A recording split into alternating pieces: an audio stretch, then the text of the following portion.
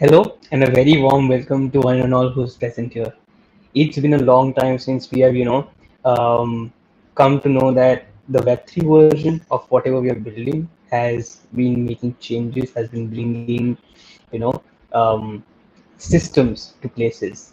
And with that, today, this is Lakshmittal, your host, joining from India, and I'm very enthralled to host you today for today's masterclass, which is powered by Recon. Our vision at Requiem is pretty simple. We want to onboard a million of enthusiastic users to the Web3 revolution. And that is why we bring to you a one of a kind masterclass series, transitioning into Web3. The world is heading towards a more connected ecosystem, a system where different industries are somewhere intertwined and working together to bring more success, innovation, and discoveries together. And here this is the place where Web3 is standing in the front, where it is at the folklore. Web3 is all about building communities through the power of decentralization, blockchain, and the secret sauce. That's you. And this is the time where all of us around the world now have to transition into Web3. But before we get started, with the masterclass, let me tell you what you're actually, working towards, or let me give you a sneak peek at what we do at Recurrent. Web3 is an internet or a new age concept which is meant for anyone and everyone who wishes to be a part of a transparent, efficient, and autonomous ecosystem. This is where Recurrent steps in. This is where we help building communities which thrive on events. We help attendees who attend, basically Web3 events and get them opportunities in the professional world in Web3. To keep it very simple, Recurrent connects Web3 professionals to Web3 companies through Web3 events. Today, we have more than 70 plus companies offering a plethora of opportunities to each one of you, let it be through internships, remote opportunities, full time offers from all across the globe. Today, we'll also be offering you a NFT minted certificate which you can keep as a unique memory from today's event. And this is why, remember, if you want to keep these memories, wherever you're listening us from, like YouTube, Twitter, LinkedIn, wherever you're listening us from, jump onto the Requiem platform, Requiem website, sign up, log into the event, go into the discussion room, drop in your wallet addresses in the chat box, and then have a unique memory from today. Also, do not forget that today is also a chance for you to grab opportunity from various companies that are hiring today at this event. I'd like to also, acknowledge our sponsors for today and also the companies which are hiring with us today.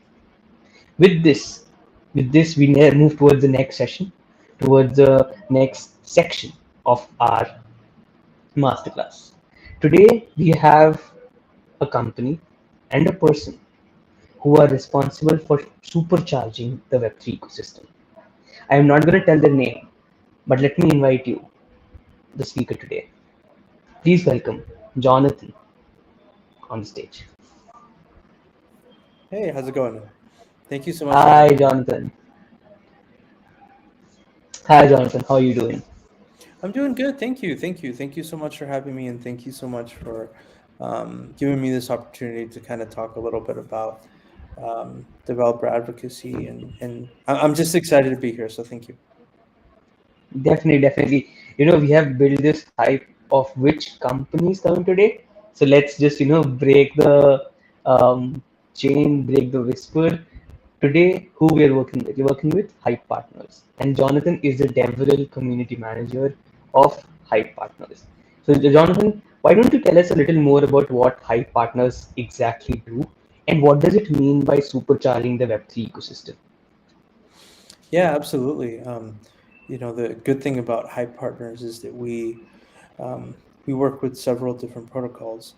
the goal is to, just like you mentioned, supercharging Web3 ecosystems and being able to be that voice to essentially help market some of the upcoming blockchains that are coming up. Excuse me. Uh, excuse me. um, God bless. oh, sorry. I apologize. But yes, so that's the role that we take, and we've been able to work with some really great upcoming chains and some established protocols as well. But we really want to be the leader in being that Web3 agency and being able to essentially be the leaders in not just developer relations, but also in social media management and growth as well. Okay. So it's basically you're trying to fool the journey of all Web3 companies who are coming into Web3 through Hype Partners, correct? Correct. Correct. Okay. So would you want to share what all industries are you working in? Like what are types of things you're working? Like you just mentioned about social media. You mentioned about, giving support in terms of tech, correct? So what all things are, involved in basically how Hype Partners is helping? Absolutely. I guess first and foremost, we want to go ahead and help with the growth, right? We Okay. are here to essentially aid and do everything from, like I mentioned, growth, social media, developer relations, organizing, helping promote these events and having a presence at them, but also just essentially being the leader when it comes to being that kind of agency, the Web3 agency, like we mentioned. So we know that you need to have a website, you need to have a an online presence, right, to kind of get the Okay. word out today. And we want to help maximize, and we want to be the leader to be able to grow your presence online, but also in the developer community. You know, uh, one of the biggest things about Web3 is community, but it's also Okay. trying to attract developers, influencers, enthusiasts to your protocol, to your product. Now, the neat thing is that nowadays we have live rooms, we have Clubhouse, we have Twitter. Like, there's so many options and so many different platforms and so many different ways to kind of get that engagement. Correct. And really it's actually really unique. Just from the past 2 years, it's been able to it's really changed, in the sense Right. that we've had to kind of rely more on the internet, but we've had to rely more on kind of social media type audio, for example, and video outlets. So it's been a Mhm. really interesting time, but nevertheless, the word needs to get out. So we just want to go ahead and be that leader and be that person, be the agency for you to be able to make sure that we do that for you. Everything, like I mentioned, growing, making sure that your vision is seen and is very clear to those that come across your website and come across your social media platforms as well. Right, definitely. So, like somewhere what I understand is that Hive Partners is actually trying to be the support system to companies who are wanting to explore Web3 as much as they want, right?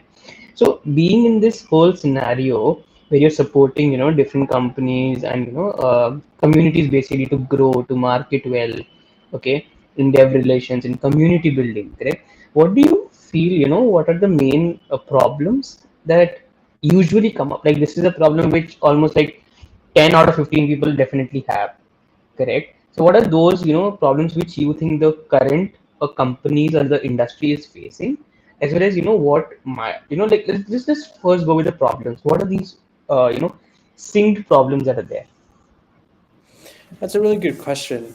I feel like a lot of people do, or a lot of different protocols do a very good job of essentially building their product. And there's a lot of great protocols.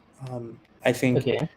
that interoperability and working between chains is really the future, right, of Web3. But I think that one of the biggest problems though is being able to retain, right? Like the retention, being able to keep people excited about not just who you are and what you do, but actually building, developing, creating these applications, these smart contracts, being able to retain that attention and keep people building on your platform. I think that's Hmm.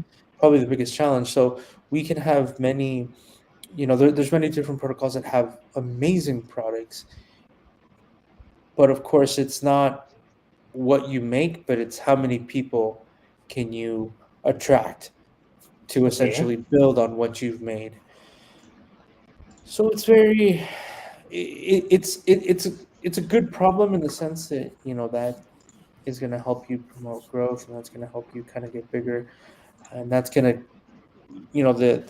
the objective is clear, but it's still a very uphill battle because I want you I want you guys to imagine that kind of Web3 is when imagine a child when he walks into a candy store and he sees all these options, right?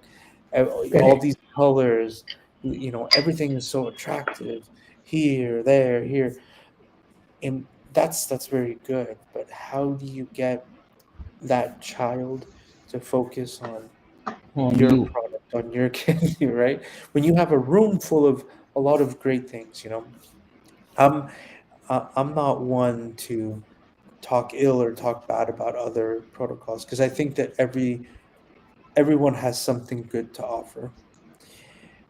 The the objective though is how can we get people to essentially build on your product, and what makes you different? What makes you different from some of the other products? I That's going to be the uphill battle and the challenge really.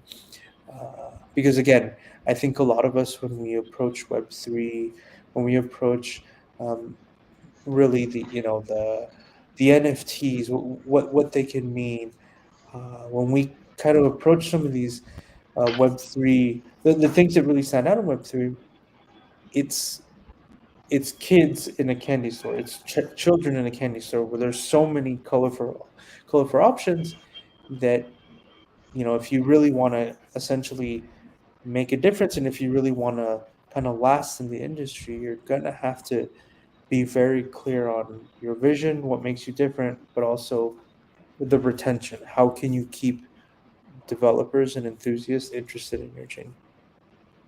Okay. Okay. So see, from this, what I understand is, basically, 99% or almost everyone who's trying to work into Web3 is facing the same problems because everyone wants to be that candy to that child, correct? To almost every child. If it, let's get it technical more, we have to be that product which every customer likes, right? Or is it, or stays and continues to use it? you know so accordingly, what do you think, what is the major thing, or what is the, what is the pattern that you have seen in customers that they probably get retained to a particular protocol or a particular company for a certain, good amount of time? So let's take, I am a person, take, somewhere I feel Ethereum has been something which almost 90 plus 90% or more than that people use. Okay. Similarly, now that trend has started coming from Solana as well as Polygon as well. Correct. I'd like to know what are the, basically the 2 to 3 pillars, or what are the major things by which people actually want to stay in a community. Yeah, you brought up a really several good points. I think first and foremost, it's the sense of community, right? Okay. The One of the biggest reasons that I think Web3 has been very successful in community outreach and just essentially grabbing attention, right? And attracting people in general has been the sense of community. It's very welcoming. I remember when I started, learning to program and develop, I kind of got in kind of the Web 2. sphere, I did sense a little bit of exclusivity, right? To where it was, you had to essentially it was a club that you had to be invited to, right? Now that, I mean, that kind of draws up competition, and that, really makes you kind of stay on your toes, and be really up to date, and really be the best programmer that you can be. That's good, but I think that what's different about Web3 though is that it's been very welcoming, and very much like, we want those Web2 developers to come and to learn, to start building on our protocol. Like, we want our documentation, our SDKs to be very welcoming, right? I think Okay.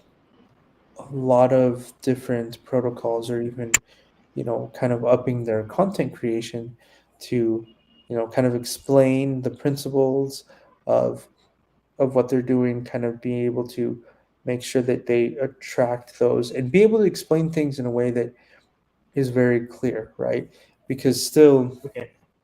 I would still dare to say that um, Web3 has a talent shortage, and a lot of Web3 Okay. different protocols have, um, they still need to do, they still need a lot of people to learn, and to be able to start programming on. And attracting those Web2 developers, which is something that's obviously a main goal of a lot of protocols. But it's not just developers, it's enthusiasts, it's, marketing, advertising, a lot of the, especially with DeFi, a lot of the, finance. But being able to essentially have people understand what happens in Web3, what the importance and the difference of proof of work versus proof of stake. Why is it that, how is it that, the nodes, what role do they play? How, just what does it mean to be decentralized, right? Some of these, basic principles, maybe that you and I understand because we're in the space, we have to make sure that those that are non-technical and those that come from non-programming backgrounds, we need to make sure that they understand that first. If they understand what's going on, if they can understand what problem exists and how we can solve this problem with blockchain, then it's going to make them a lot more, it's going to make their lives a lot easier, and it's going to attract them more. And then once we kind of attract them to the Web3 space, then it's our job to go in and to start essentially making sure that they are attracted to the right protocols for the needs that they have, right? So um, everybody has a wallet, everybody talks about cheaper, faster, more secure. But again, how do you stand out? What is, as a protocol and as a company, what vision do you have for the future? And how can those that are new to Web3 align themselves with that vision? Right, right, definitely. This is a place where I also feel, people sometimes don't know what they actually want because of so many available opportunities. They're actually losing on the best ones as well sometimes. And here comes a very interesting point, which actually you mentioned about talent shortage. Correct? There's a huge amount of talent shortage in this industry because this is an industry which is started growing basically, as much as I know, in the past 2 3 years. Correct? Until then, it was basically somewhere people just used to come to make money. Right? This was something like, I just chip in, something will boom 100x, 1000x, and I'll just come out. That's what people wanted. But what I've seen that in the recent 2 years, there has been a change in shift. Like, there's a shift where people want to develop more, they want to build more, innovate more. Like, I'm not sure if you're like aware of this, but recently Polygon almost launched 6 to 7 new products, all related to like the ZK EVM and all the new stuff, right? So there are other also companies who are launching, like even the Solana phone and the Solana, that new things are coming in, and the current Ethereum merge. So definitely I'm seeing that this is a nerd-based community, okay, basically developers all around, and they're wanting to make something good out of it, right? But here, a problem which I feel which comes is about the talent shortage, which also you mentioned. So would you like to, give a little more explanation on that? Like, what is a talent shortage? What do you think is a real problem behind it? And how can we basically solve it? Okay, why don't you go ahead with that? Yeah, I think that the first thing that comes to mind is, a lot of us talk about, there's a lot of materials and there's a lot of good tutorials, right? Great video tutorials on how to create smart contracts, for example, how to create dApps, right? Um, but what I don't see a lot of, for example, is security, how to audit a smart contract, how to essentially, how security plays a huge role in this development of these, essentially these programs that are self-governed and that are immutable and can't be changed, right? We we have a lot of people that are very interested in learning. We have a lot of people that are very interested in being able to, start building and start, coding on Solidity or Rust. But it's really, we probably have a lot of people in Web3 that come from this Web2, they come from that great background in programming. But essentially, it's like we need more people to talk about a lot more deeper. Like some of the problems that we've had in the last couple of months with Terra is, and you even mentioned kind of the Polygon hack, is we need to talk about security. We need to talk about security, Exactly. and there's maybe not as much good materials out there, compared to your traditional, how to break into Web3. Like that stuff is good, but we need to understand that a lot of the people that are coming into Web3 and a lot of us, we don't have a lot of years building in, um, on off of an AVM, an Ethereum virtual machine. Most of us have 5 years or less experience just because it's so new. So that's kind of where I kind of talk about the talent shortage is because it's so new. Still, comparatively, right? Because it's so new, we don't have some of the tools and we don't have some of the years of experience that obviously people that have been, coding on JavaScript or Python, just working on your traditional, cloud or traditional, centralized data. Like we don't have that as much in Web3. So obviously we have that talent shortage. We have a lot of people that are excited, and we have a lot of people that are seeing the bright colors and that are seeing the different options. Um, but how many people actually start building? How many people actually start working on these protocols? Because again, kind of like we talked about, you're only as good as the people that you have building on your product. So that retention and that being able to essentially build your documentation in a way that's attractive and gets people building on your protocol right away. I think that's going to be key. Um, we we're still in the beginning stages, right? For a lot of development, we are building roots, though. I think that a lot of really good products and protocols and different chains are doing great stuff. They're building great stuff, Correct. and we're building the roots for it now. Um, in a little bit, in a couple of years, we'll be able to see some of the results of those roots that were placed. But essentially, we're we're in a good place, though. We're in a good place because it is Right. the beginning. But I mean, even now with the bear market, one of the best things that you can do right now is learn, is Build. kind of hold and build and educate yourself and start Yeah. building, for when the markets get good again, which I know they will. But when the markets get good again, you can have what you've built ready, and you can have be in a better position because you're more educated and you're ready to kind of hit the ground going. But Awesome. yeah, we have, with the labors, we have a lot of roles to fill. and definitely that are still not filled. But it's going to be, it's going to be the jobs of Do us. you think that events and webinars and these are a place to learn? Do you think these are the support systems which is helping communities in Web3 thrive? Definitely, definitely. I think so.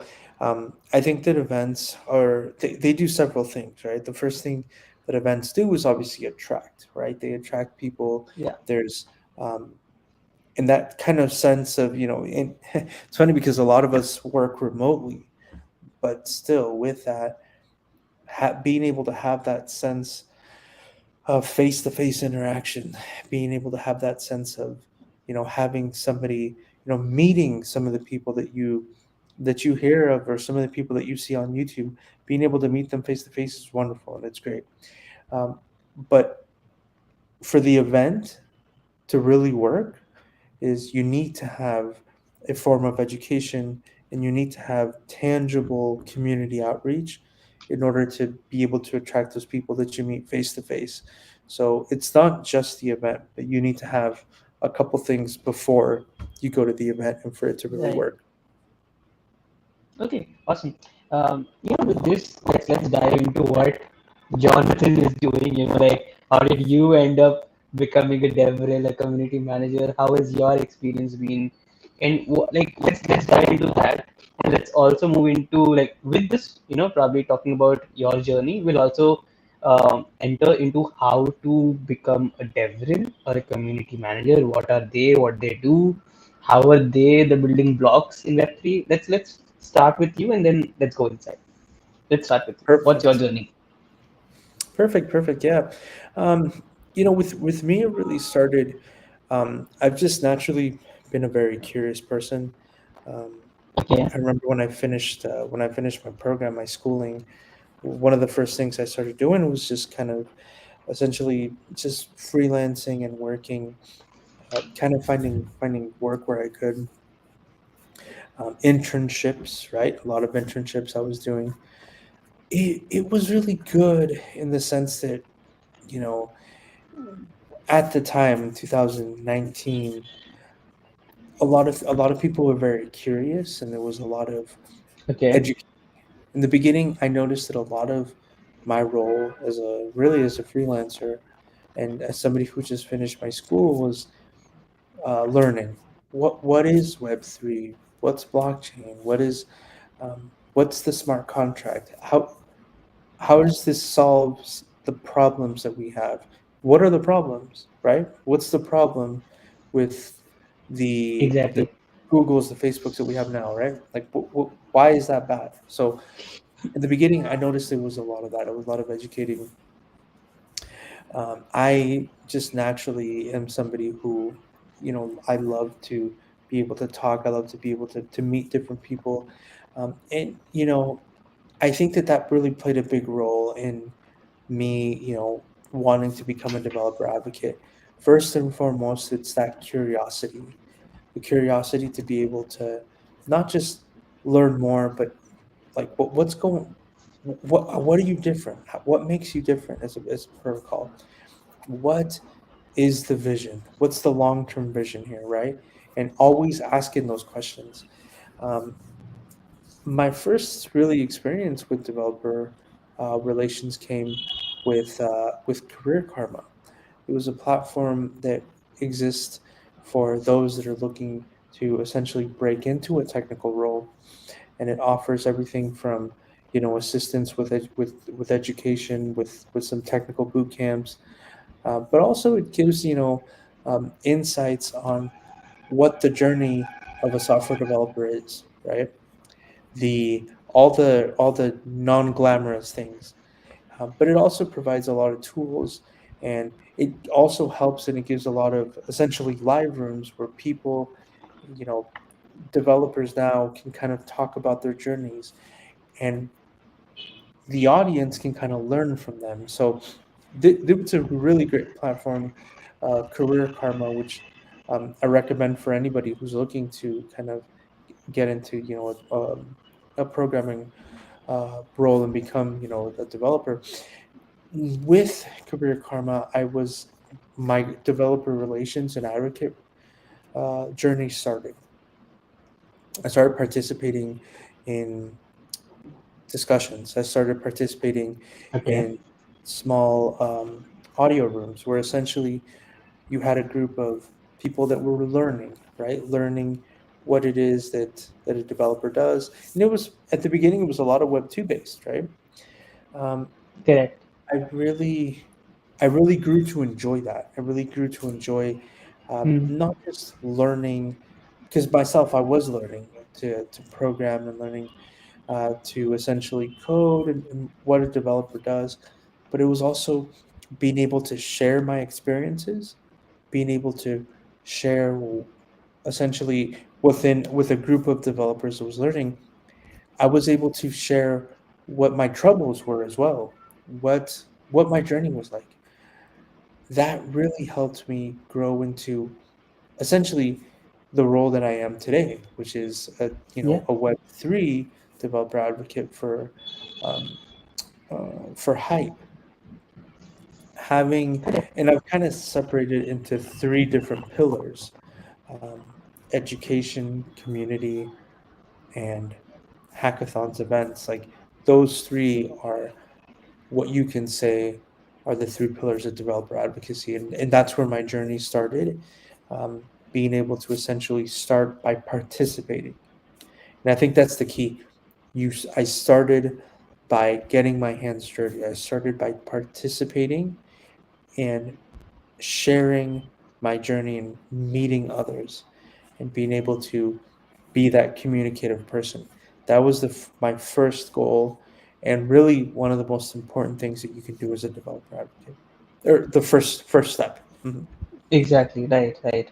No, with that, okay, like that's a very interesting journey which you had had. You have been exploring in the industry. It all boils down to one simple question: how curious you are, basically, right? If you're curious enough to work hard to explore more, definitely it is going to take you good places, correct? And that is where it has landed you as well. You're working with the company which is actually trying to support other companies, right? And you being at the folklore of it, you being standing in front as a community manager, as a person who is interacting with other companies as well. I feel you have taken a stand where you have understood what is going ahead and how a community manager is very important as a role, or even a DevRel as a role in the current Web3 scenario, right?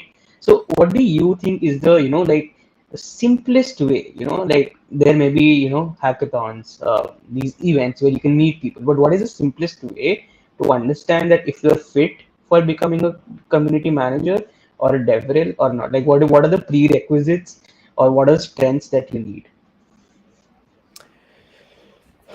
That's probably the most important question that we can really reflect on, and I'm glad you asked.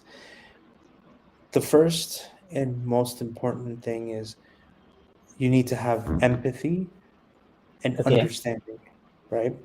Wow. The let me give you an example. We all have our favorite products, right? We all have our favorite food, our favorite Yeah. restaurant, our favorite kind of soda, our favorite kind of coffee. We all have a product that we love, right? Whether it's Coca-Cola, McDonald's, Apple, Netflix, there's always something that we love. There's a reason that we are drawn to this product. But many times when we need help, for example, or when we need technical support, or when we want to find out more, what else does this product we love, like um, what else can we find out? What else can we do? What other kinds of products there are within what we like? There's always somebody that we turn to, or there's always some material, or like most of us, when we want to find out more about something, we go to YouTube, right? Mhm. So many things that we can turn to, and that are they themselves advocates for the product that we like. And it's really no different in developer advocacy. We need to have a guide when we approach a new product, when we approach a new, in this case, software, new blockchain.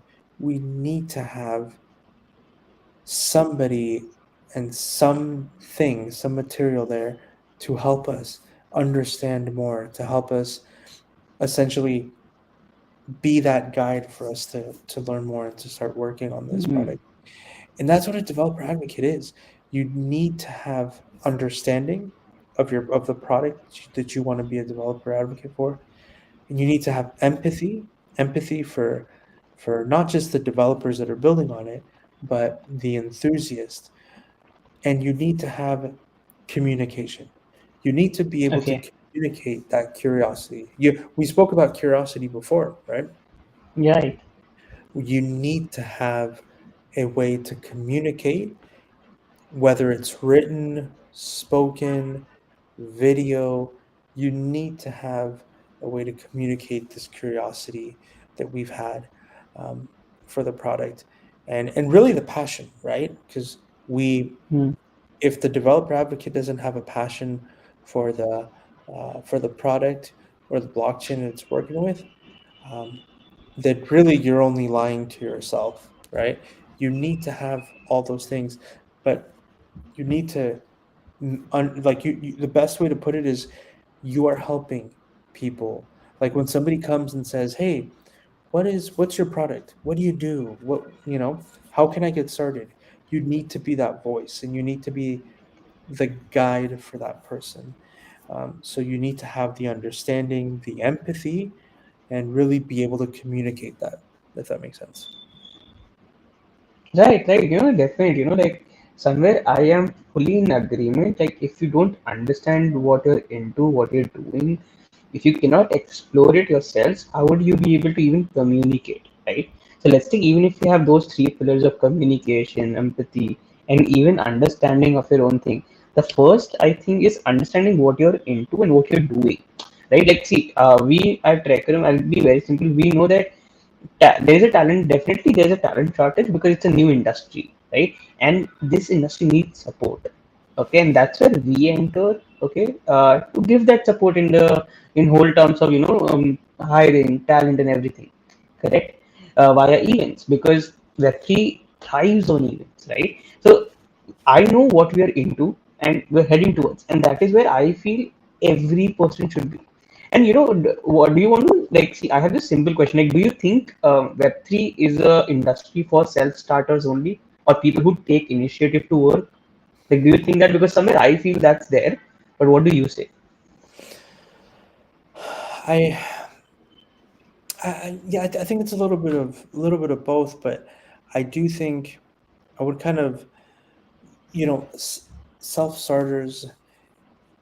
I think is really important because there's still a lot of things that we're learning. There's still a lot of things that are very Correct, new.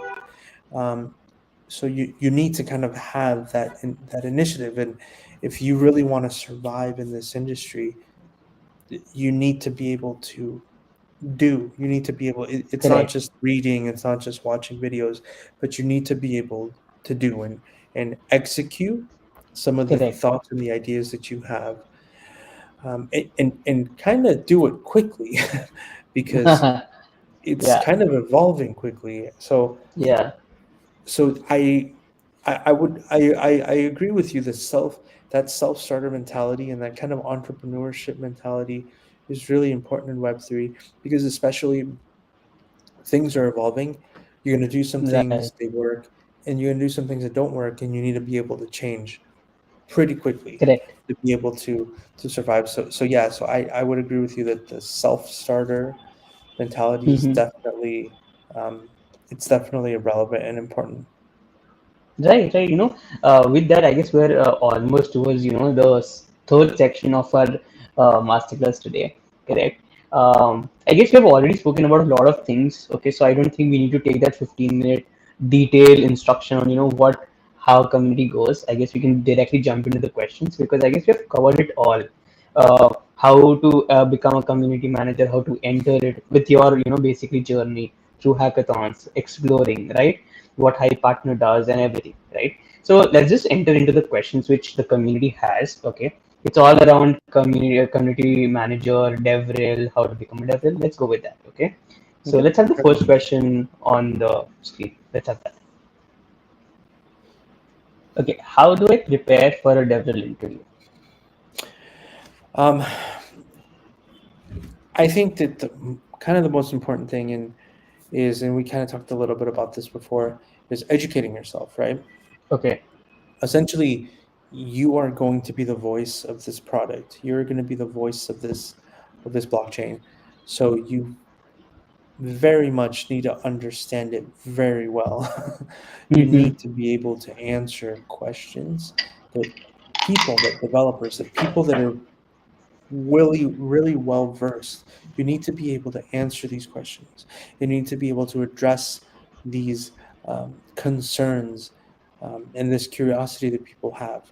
So education is definitely the most important thing. You can't show up to the interview and kind of semi understand what it is that the protocol does. You need to be a fan of it. You need to love it and have that passion for it first and foremost in order to do the job and to do it honestly. You, I think, especially developers, like they're very quick to be able to tell if you don't kind of know what you're talking about, or if you're trying to essentially fluff something. They kind of cut through that really quick. So you need to be able to understand it very well and be able to answer questions. I think that's the best way. If you're gonna be asked certain questions about, you know, what it is, how do you do this, how can it work, so to be able to answer those questions. And then the other one is be able to communicate. Like you need to be able to communicate in a way where Connect. and connect exactly. Um, Right. Not just verbal, but through content creation.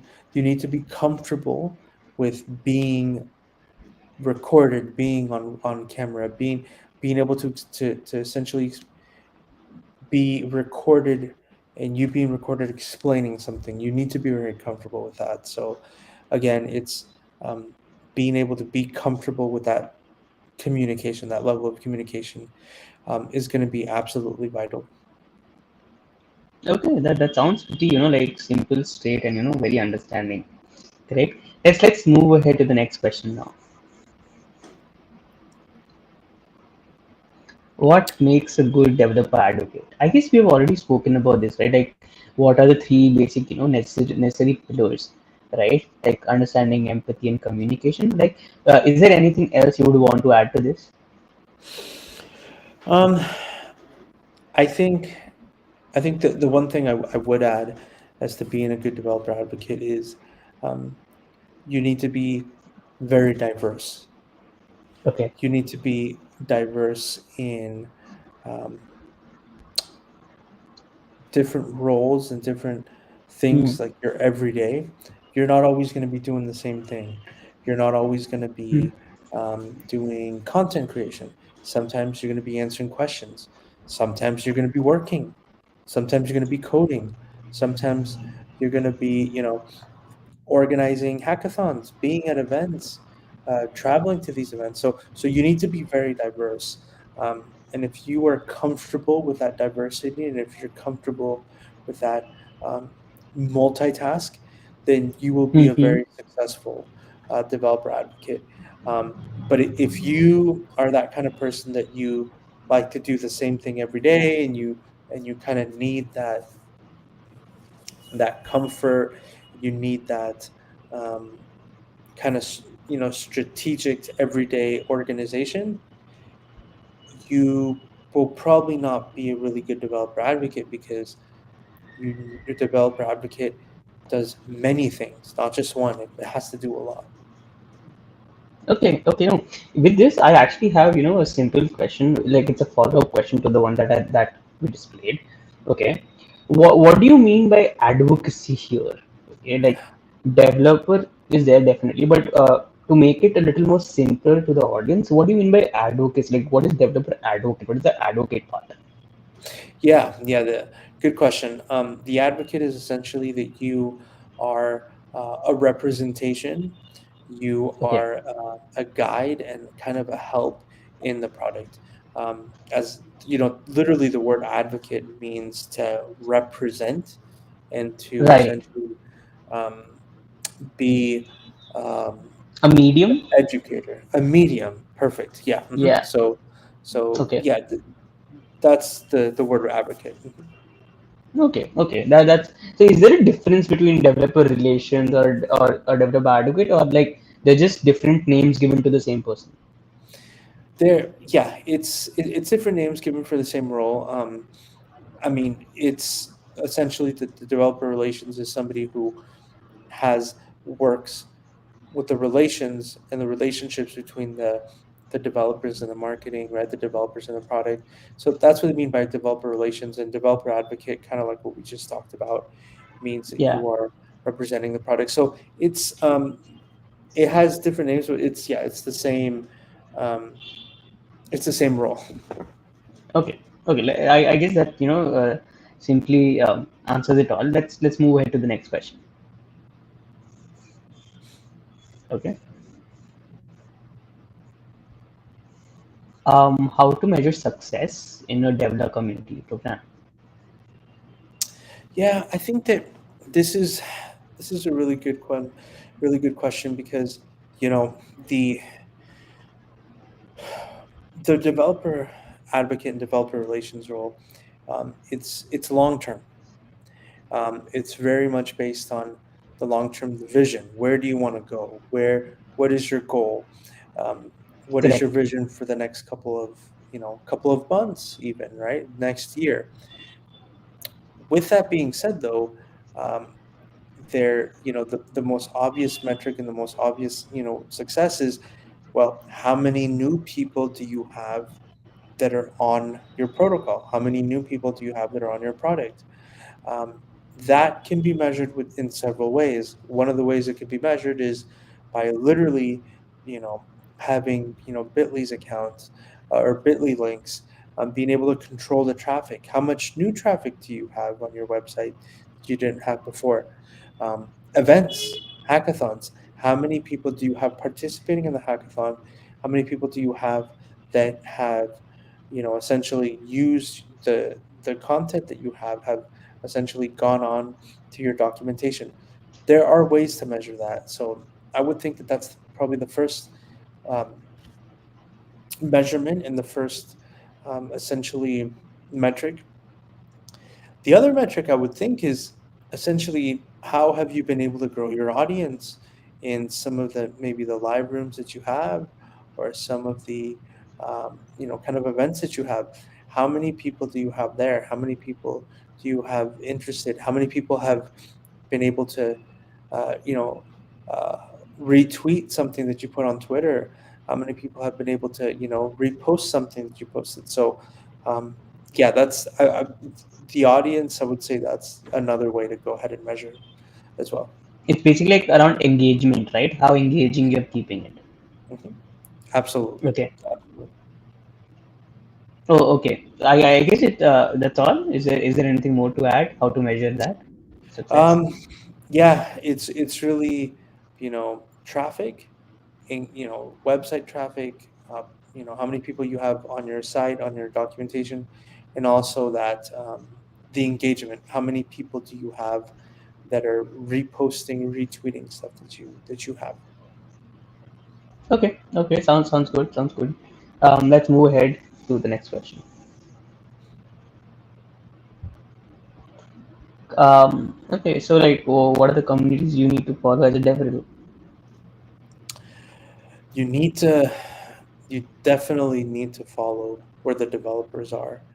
Um, Discord, you need to follow, and you need to be in different Discord groups. You need to be in different, Telegram groups. You need to be in different Twitter groups. You need to be where people are talking about programming, and specifically for Web3, you need to be in the Discord channels, and you need to be in essentially where people are talking about you know development, dApps, asking questions. Stack Overflow, for example, is good. So you need to be where the developers are. Now, I know that every company can kind of do their developer relations a little bit different, in the sense that some are more focused on content, some are more focused on community. Some may be just solely focused on events, and some kind of do all three, right? So it can vary a little bit, but for the most part, you need to go where the developers are because you need developers to be building on your protocol. You need to attract them to your product. Okay, okay. It's basically like you should know where your industry is running towards and Hmm. probably follow the people who are leading it. Correct? Absolutely. So yeah. Okay, awesome. Do we have another question? Can a non-tech person become a developer? I guess I guess we've already answered this. Right? We don't need a background behind this. It's just the personal skill sets of being that exploring, being that understandable, the empathy, and the curiosity part. But would you like to add on more to this? Like, can a non-tech person or something around that? Yeah, yeah. You need to know what you're doing, right? You need to know what you're building. Like it's almost like saying, I'm an advocate for Coca-Cola, right? But I don't drink Coke. Like that's you need to you need to be a user of the product, and you need to essentially have used the product to understand it and to be able to explain it well. So you need to be, and especially with specifically with like developer advocacy, you need to be technical. You need to understand what the product is and why it works, what makes it different. Like you need to have that. Okay, okay. Totally, totally. An add on to that. Are there any more questions from the community?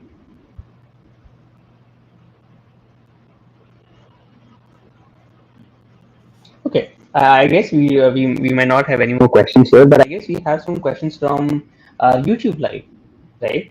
So there's this one question which says, "What are the top three challenges for a developer advocate?"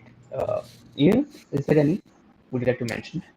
Yeah, I definitely think that um, you really need to have that uniqueness. You need to be able to be, you know, what makes your protocol unique. How to be able to attract more developers.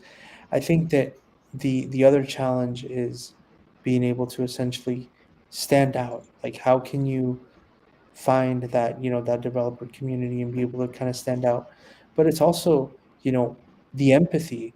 That one of the biggest challenges is being able to understand what do people like about your product and what don't people like. You need to Right. be kind of really honest, and that's we all love what we do, and we all want to talk good about what we do, but we really need to be honest, to be able to kind of do our jobs better and be able to understand exactly what it is that developers need. So yeah, and it's continually challenging because Web3 is continually changing, right? So Mm-hmm. we need to be talking, and we need to be up to date with what's going on, to be able to kind of um, take on these challenges. Okay, okay, that's perfectly said. Being up to date, being aware of what's going on is very necessary, right? So yeah, that's perfectly answered. Like, why don't we move ahead to the next question as well?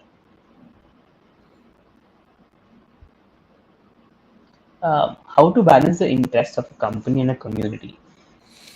Oh, this is a really good question. I think that I know that the when we talk about the interest of the community of the company, often what we're referring to is what is being marketed, right? Like what aspect of the product are we trying to push towards the marketing? What are we trying to uh, what new update do we have? What new um, what's new with our product? The the community, especially in Web3, does a really good job of being able to be very verbal about what they want, what they need better of, how they can go ahead and what problems they're having. Right, the Web3 community is very good about being able to explain what some of these problems are and ask questions. They're really good about, okay, this is what I want to do, this is what I want to build.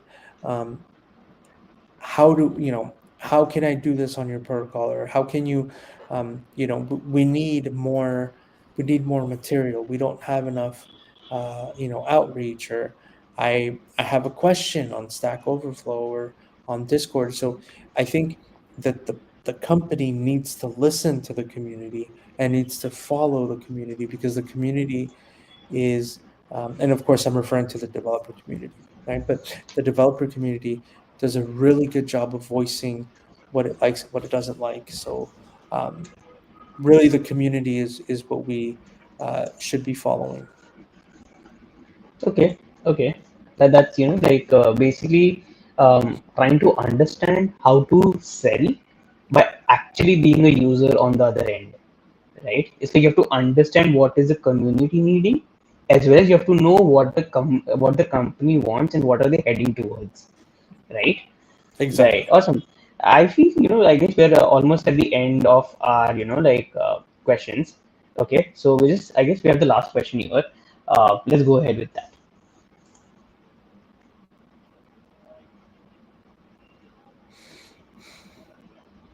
Okay, how to Hmm. develop a DevRel portfolio to find a DevRel opportunity?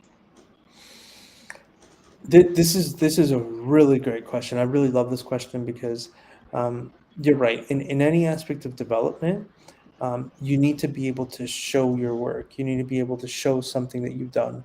Um, and with developer advocacy, it's no different. One of the things that I would go ahead and advise those that are trying to build on their developer advocate portfolio is content that you've created, um, open source projects that you've contributed to, blogs that you've created, um, onboarding material that you've created, essentially any sort of discussion, Twitter space, speaking at an event, any video that you can give of you essentially teaching or talking about a principle or product is wonderful. Those need to be added to your portfolio, apart from anything that you might want to add on GitHub or your website, that you've built, or any open source projects that you've contributed to. You need to be able to show content creation, community engagement through events, through maybe some live rooms. You need to be able to show those, when you apply for developer advocate role, because the company is they need somebody to represent them, and they need to be able to be sure that you can represent them well.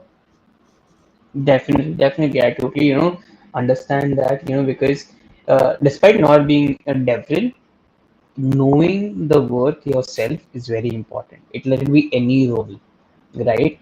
Let it be community manager, devil, even, let's take a marketing person, salesperson, right? You just need to know what you're doing, why are you doing, and that is what you have to also offer to the company that you want to work with, right? I Absolutely. guess. Right, right. Definitely, I totally agree to whatever knowledge you have actually shared with us today. And today, I am very somewhere understanding that it has been a very good ride from where we started, and now where we're almost at the end, the conclusion. Because there are things where I totally am in sync with what you have said. Right? There were a few places where I was like, oh, okay, these are also the things that we have to keep in mind, right? Like the empathy part was totally, a surprising, astonishing part. Although I knew it, but I didn't know that it was so much important. Because yes, definitely you need to understand what the community wants, right? So yeah, definitely, Jonathan, kudos to you, your knowledge, the way you have presented all answers. Okay. What do Thank you. you think? Like, what do you feel? How has the experience been today working with us at Recurum? The whole, the session that we had. What is your experience?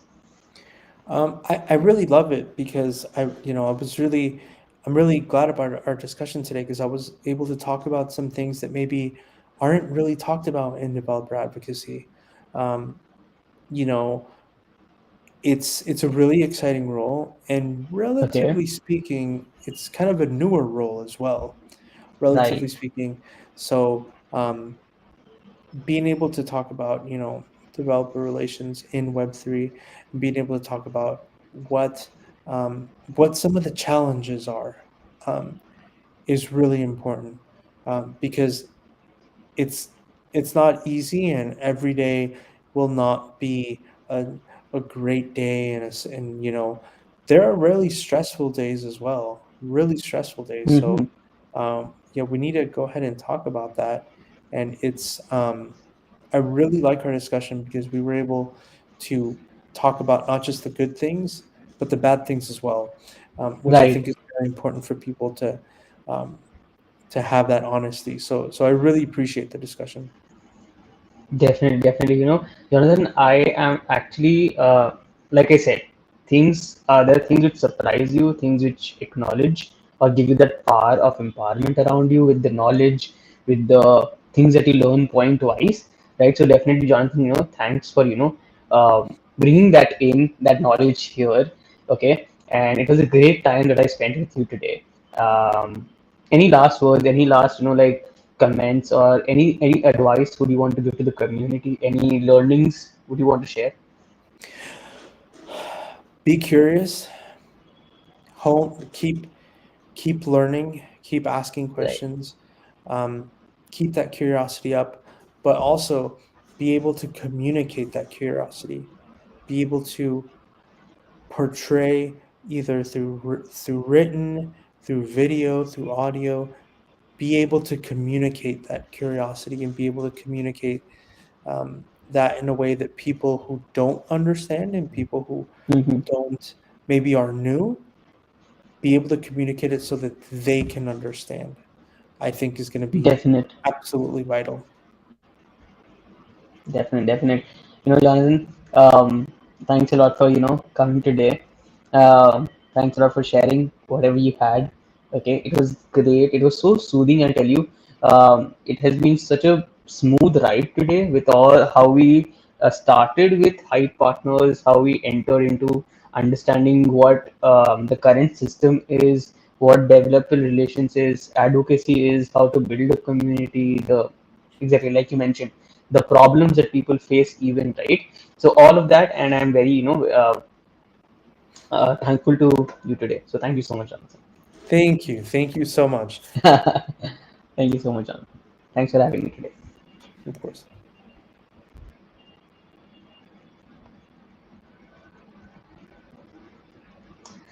Hello, people. So I really feel that today's session was very calm, very understanding, uh, very knowledgeful. Okay, and definitely I, as a person, has have learned a lot of things here, and I'm sure that today was fun, enlightening, and this masterclass was something which made me rethink things of how a company also runs. Okay, because building a community is almost equal to building a company. Okay, and I won't say fully. Okay, but yes, it is almost equal to building a company. Okay, so with that, okay.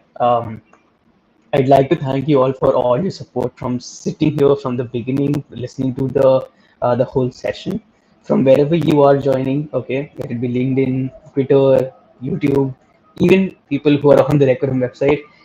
Thanks for joining in today. Okay, I'd like to remind you all again that this particular masterclass will be live for a full 1 week, and you have a chance to avail an opportunity by applying through the Decorum website from this event.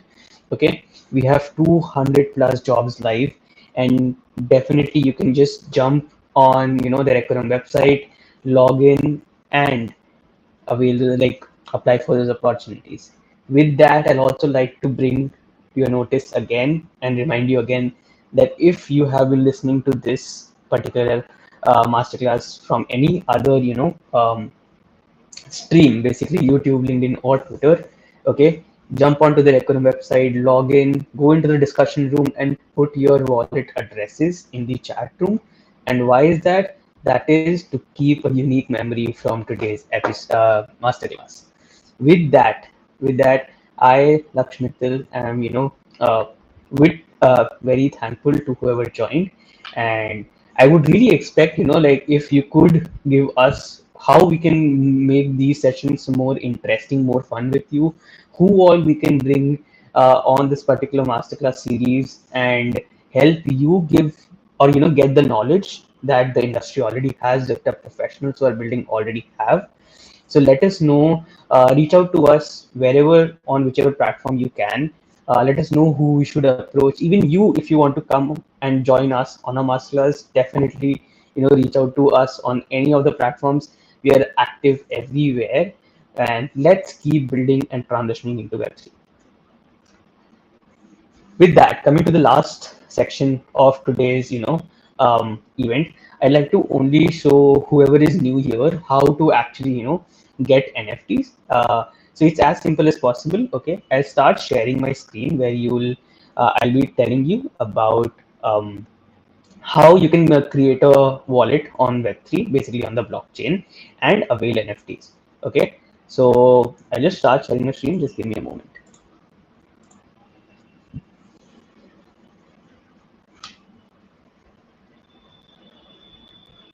Yes, I hope my screen is visible to everyone. So it's as simple as that. Okay, you can just click or like search metamask.io. I really request everyone to keep a note of it. Metamask.io is the original website. It's spelled as metamask.io, and please use this website only to create a wallet. Okay, it's as simple. You can just add it to your web extension. I'm using Brave browser, so that's why it says add extension to, or download for Brave. You can just click on download directly, and accordingly you can follow the procedures and build, like create your wallet, connect it to your desktop, and then directly mint NFTs from the Requiem page.